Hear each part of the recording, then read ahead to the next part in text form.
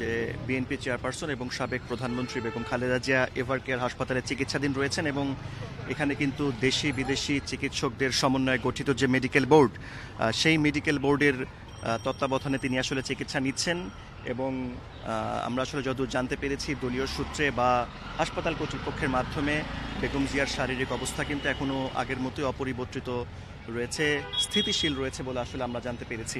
এবং আপনি যেমনটি বলছিলেন যে উন্নত চিকিৎসার জন্য যে তাকে লন্ডনে নিয়ে যাওয়ার বিষয়টি, সেটি কিন্তু বেশ কয়েক দফা পিছিয়েছে এবং মেডিকেল বোর্ডের সিদ্ধান্তের প্রেক্ষিতেই কিন্তু তার শারীরিক অবস্থা আরও কিছুটা ভালো হওয়ার পরই কিন্তু তাকে লন্ডনে নিয়ে যাওয়া হবে বলে আসলে আমরা জানতে পেরেছি এই বিষয়টি। এবং আপনি জানেন যে গত বেশ কয়েক বছর ধরেই বিভিন্ন শারীরিক জটিলতায় ভুগছেন বেগম জিয়া এবং 2024 সালের গণঅভ্যুত্থানের পর তিনি কিন্তু আসলে জেল থেকে মুক্তি পান।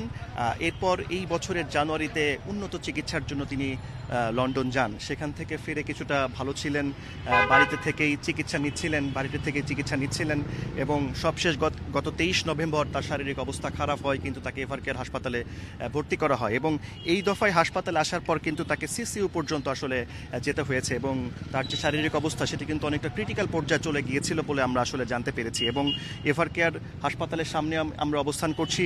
আমরা আসলে গত বেশ কয়েকদিন ধরেই দেখেছি যে দলীয় নেতাকর্মীরা এই এভারকেয়ার হাসপাতালের সামনে ভিড় করছেন, যদিও আজকে সেই বিষয়টি কিছুটা কমে গেছে।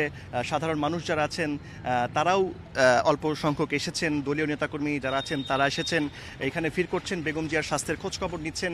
তারা আসলে একে অপরের কাছে দোয়া প্রত্যাশা করছেন যেন বেগম জিয়া দ্রুত ও সুস্থ হয়ে আবার স্বাভাবিক জীবনে আসলে ফিরতে পারেন। এবং গত বেশ কয়েকদিন আগে কিন্তু বেগম জিয়াকে ভিভিআইপি ঘোষণা করে তার নিরাপত্তার জন্য এসএসএফ পিজিআর নিয়োগ দেওয়া হয়েছে। তারা ভেতরে দায়িত্ব পালন করছেন এবং বাইরে কিন্তু যারা পুলিশ সদস্য আছেন তারা কিন্তু 24 ঘন্টা দায়িত্ব পালন করছেন, এখানে নিরাপত্তার দায়িত্ব রয়েছেন। এবং এভারকেয়ারের সামনের যে রাস্তাটা, এখানে কিন্তু সাধারণ মানুষের চলাফেরায় কিছুটা সীমিত করা হয়েছে। আমরা দেখতে পাচ্ছি এক পাশের রোডটি বন্ধ করে দেওয়া হয়েছে, অন্য পাশটি খোলা আছে। যদিও আপনি জানেন যে এই রোডটি অনেকটা ব্যস্ত একটা সড়ক, যার কারণে এক পাশের রোড খুলে দেওয়া হয়েছে। তো সবশেষ যে অবস্থা, আমরা এভারকেয়ার সামনে অবস্থান করছি, যেটা জানতে পেরেছি বেগম জিয়া এখন শারীরিক যে অবস্থা অপরিবর্তিত রয়েছে এবং স্থিতিশীল রয়েছে।